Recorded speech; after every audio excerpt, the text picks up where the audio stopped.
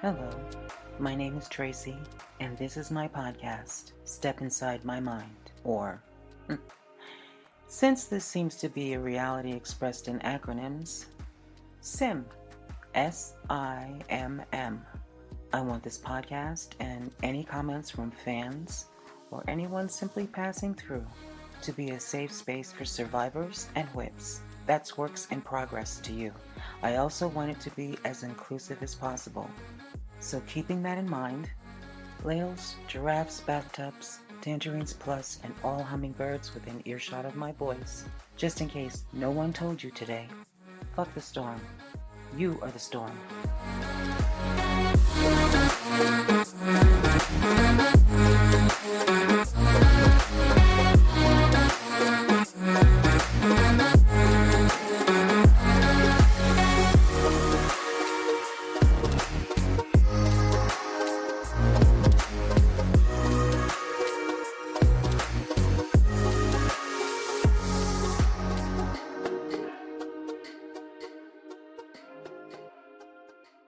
Hey guys, what's up? Thank you for coming back. So, today's Wednesday. I already recorded this episode yesterday, not that you would know that, but this is a re-recording. Mostly because I'm a Virgo and don't know when to, or how to for that matter, leave shit alone. And I'm a procrastinator. Queen Lord Viscount Grand Poobah of procrastinators. But hopefully not for life.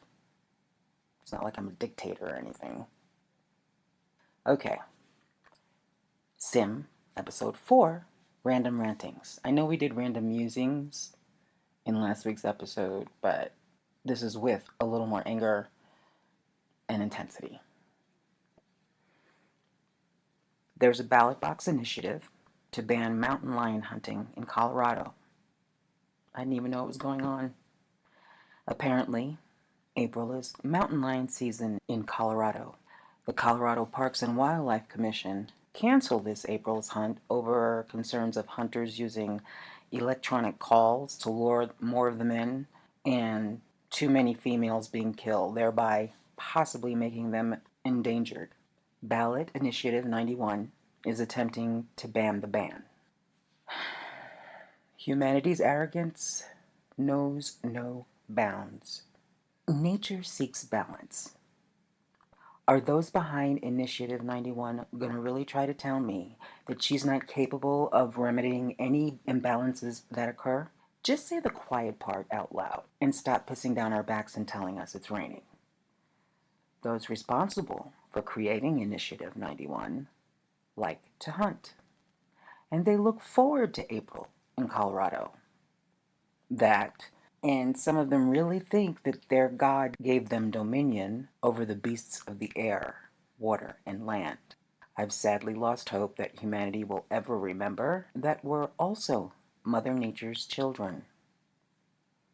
But can we at least get it through our thick skulls that she doesn't need our help to keep herself balanced?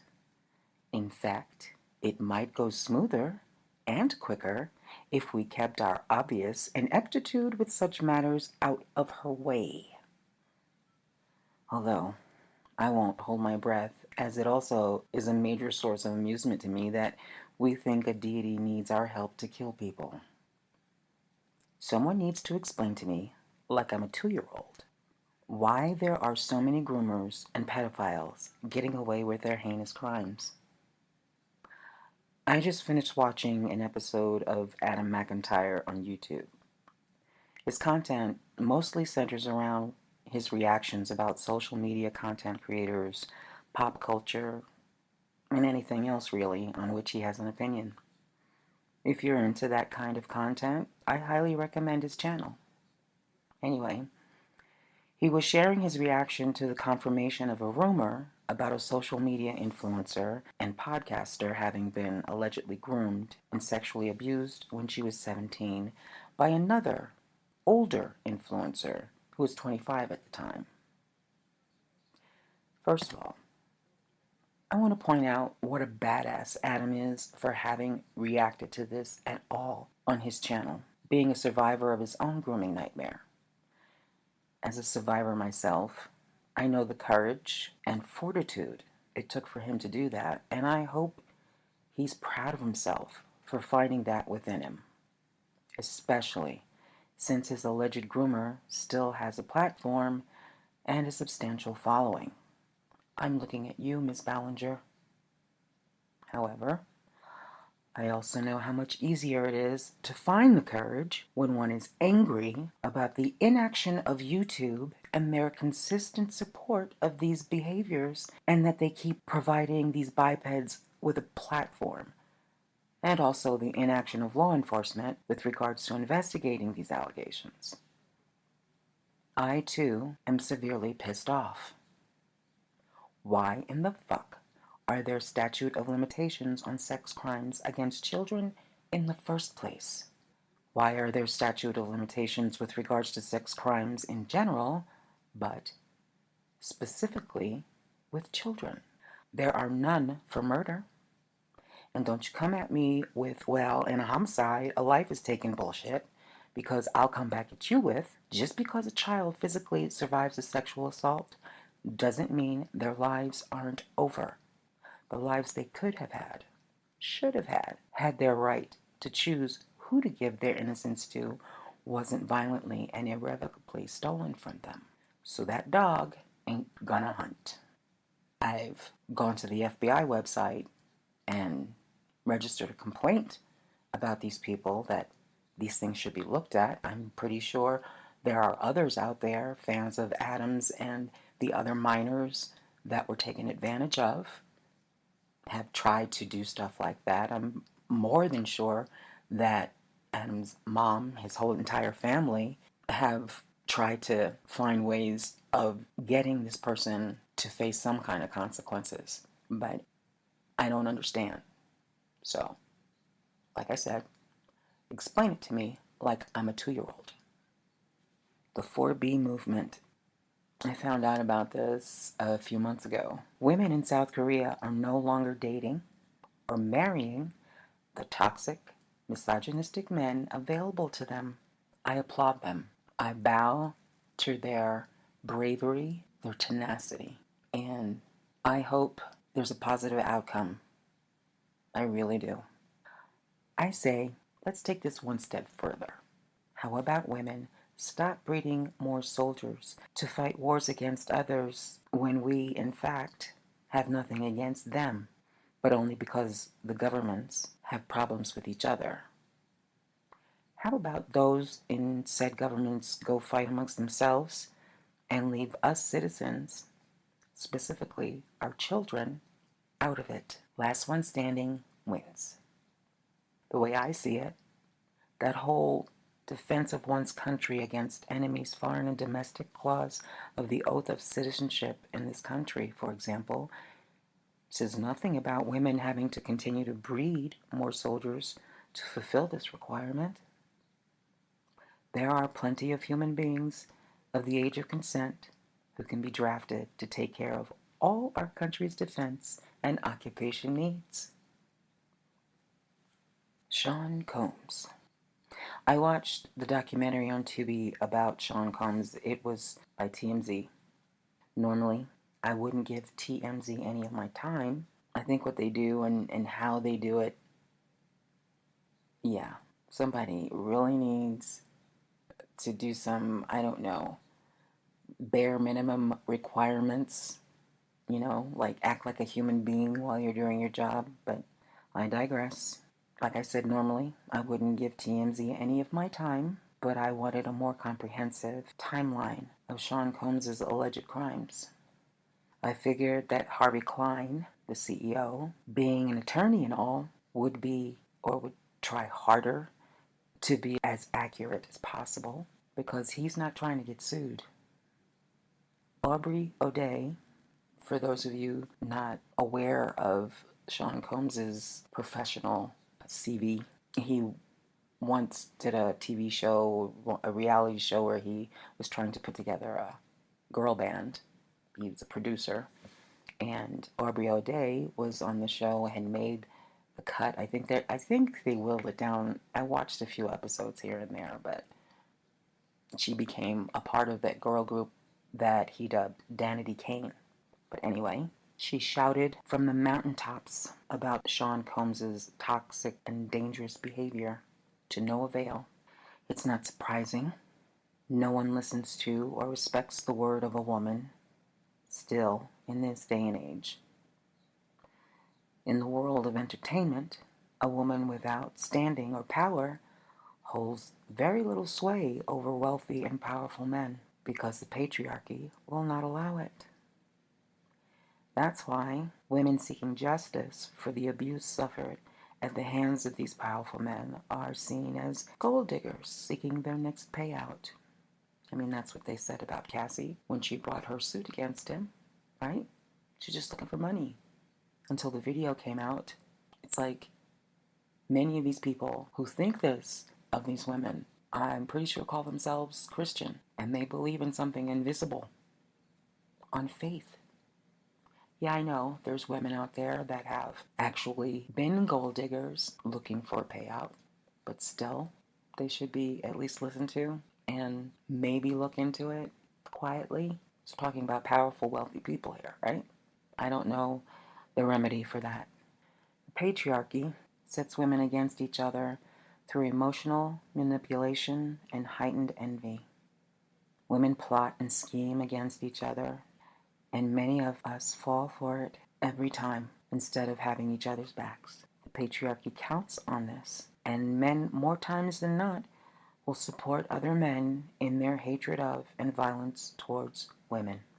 This was made readily apparent when some of those who were former employees of Mr. Combs were interviewed in this documentary. Some of them are still in his corner, and it makes me sick, but it doesn't surprise me. One of them, I think it was Stevie J, actually stated that none of us are perfect, and we all make mistakes, and I got even more heated. Mistakes? Am I in real life right now? A mistake is misplacing one's keys or wallet. A mistake is being preoccupied with something and bumping into someone. Being a controlling man-child who throws temper tantrums and beats the shit out of people because he can't have what he wants when he wants it, or someone doesn't do something he said to do, or does something he said not to do, is not a fucking mistake. It's a fucking choice. There were other men interviewed that were making excuses for Mr. Combs' alleged crimes, like some black version of a good old boys will be boys network. Not all men, huh? I've never understood nor agreed with this automatic forgiveness that black people are supposed to have when other black people commit some really fucked up shit, like sexually abusing minors or beating the crap out of their SOs. I mean, we're supposed to be your queens, right? And yet you talk mad shit about us on social media or in these cis male butt hurt because they can't find anyone podcasts because of your anger about an inability to understand that many of us don't need you and are being more selective with what we want. Well, I'm gay, so I don't want that, but I'm still a woman. And no, I'm not trying to speak for all of womankind, but after what I've seen and heard and read, there's a lot of women that feel this way. Oh yeah, and don't let a civil rights movement be threatened by the female members of the movement seeking justice for the sexual assaults at the hands of the male members, or be the cause of another black brother being imprisoned so that the privatized prison industry can reach its financial quota to keep the shareholders happy. After all, he just made a mistake. He's a member of the family. He's another victim of the racist haters who get butthurt because a black man dares to think of himself as a member of the 1%. Who does that uppity N-word think he is? Y'all are gonna put him back in his place.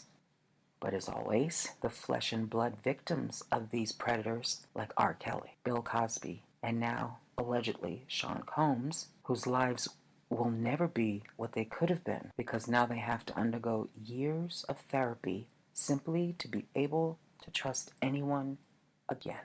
Because who they were before their trauma is dead and gone. That's why I think it's irresponsible, ludicrous, and highly dismissive of a survivor's pain and suffering to place limitations on the length of time we have to seek justice. I also think it's very calculated because, again, the patriarchy doesn't like it when their minions are brought before the judicial system and have to be held accountable. Who we were before was murdered just as sure as if we'd been shot, strangled, or stabbed to death. People in power, people who are famous, people that are upstanding members of this community or that are just as capable of vile, evil acts of abuse and violence as a quote-unquote regular person. Yet, in the 21st century, when unfortunately more than ever humanity is witness to and accomplices of humans' inhumanity to other humans, over some of the dumbest, most selfish and infantile shit, with hypocrisy unmatched in human history, there is still this cowardice, this hesitancy to seek to bring justice to the helpless, innocent, or marginalized if the perpetrators are the aforementioned powerful, famous, wealthy, upstanding pillars of the community. If, for example, the law enforcement agencies of Norwood Park Township and other suburbs around Chicago had simply done some due diligence, their jobs, and just picked up a phone and called law enforcement in Waterloo, Iowa to see if he had a history of being a pedophile or any other predatory behaviors, John Wayne Gacy might have been caught sooner. Or here's a novel theory. If Gacy had been forced to serve his entire 10-year sentence for sodomizing and raping a minor, 33 young boys and men would be alive today. But no, it was easier to just discount him altogether when a frantic mother told the police that Gacy was the last person to see their son, because most of these victims had worked for him. After all, Gacy was an upstanding member of the community, a well-known, well-liked, and trusted businessman. I mean, he dresses up as a clown for kids' birthday parties, for goodness sake. But then again, I'm convinced that children then weren't cherished any more than they are today. If they were, maybe there wouldn't be so many psychopaths, pedophiles, serial killers alive today. Maybe if children weren't raised by parents that didn't want children in the first place, or parents that weren't able to be who they wanted and try to mold their offspring to be miniature versions of the selves the parents could have been, only better. It's just that parents' expectations of their children sometimes are so oppressively limiting because they're raising smaller versions of themselves instead of a being who should be taught how to be a confident, self-sufficient, productive individual whose life should be what they want and need, regardless of what their parents or anyone else thinks.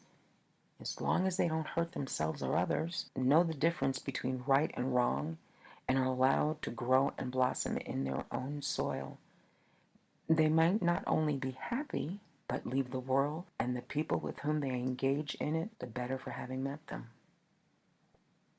Okay, rant over. Well, I guess I wasn't really ranting. Vent over? Anyway, the anger was great with this one. Thanks again for stepping inside my mind. If before you go you could leave a review, I will be forever grateful. See you all next Thursday. And if no one told you yet today, you look marvelous. If you know, you know.